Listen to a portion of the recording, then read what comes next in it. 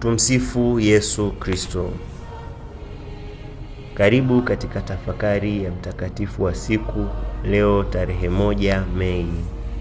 Mama Kanisa anatuletea Mtakatifu Yosefu mfanyakazi. Kanisa letu kama mama mwenye hadhari hujishughulisha sana na maslahi ya wafanyakazi, huwalinda na hutaka kuwaunganisha katika mashirika na vyama na kuwaweka chini ya ulinzi wa Mtakatifu Yosefu mfanyakazi, kama alivyofanya Papa Pius wa 12. Kwa kuwa Mtakatifu Yosefu alikuwa baba mlishi na mlinzi wa Yesu Kristo, ambaye alipenda kuitwa mfanyakazi na mwana wa mfanyakazi.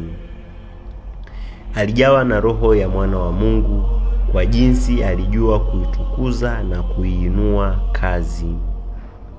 Kwa hiyo mashirika hayo na vyama hivyo sharti vijitahidi kumweka Yesu Kristo katikati ya wanachama na jamaa zao. Kusudi hasa la vyama hivyo ni kueneza na kulinda mwenendo wa Kristo kati ya wanachama na kuueneza ufalme wa Mungu. Naye Papa Pius wa 12 alidhihirisha kuwa anajali sana neno hilo siku ile ya kwanza ya mwezi Mei mwaka 1955 alipohubiria umati wa wafanyakazi waliokusanyika huko Roma nchini Italia mbele ya kanisa kuu la Mtakatifu Petro na kuvisifu vyama hivyo vya Kikristo. Hasa siku hizi wafanyakazi wa Kristo wanatakiwa wajae roho ya Kikristo kusudi waweze kuepukana na mafundisho ya uongo juu ya uhusiano katika mambo ya mali, mapato na mahitaji ya watu. Inawabidi kujua na kufuata sheria na maonyo ya kanisa iliyowekwa na Mungu kuwaongoza wafuasi wa Yesu Kristo na kuwaeleza wafanyakazi kuhusu haki zao.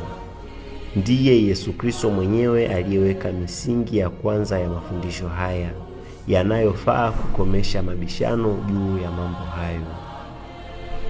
Ili kuikuza heshima inayohusu kazi na ili watu wapate kuelewa na kuyafahamu zaidi mafundisho hayo, Papa aliweka sikukuu ya Mtakatifu Yosefu kama mfanyakazi awe mfano wao na tegemeo lao.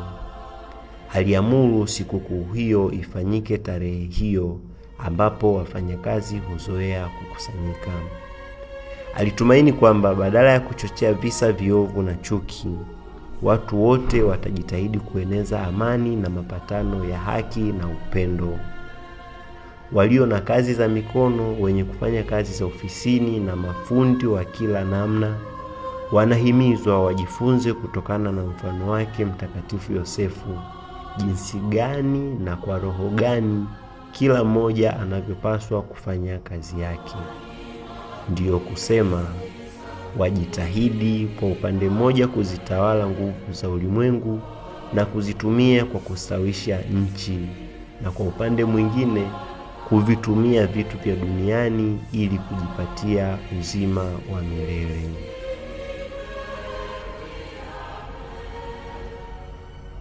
Mtakatifu Yosefu mfanyakazi, utuombee.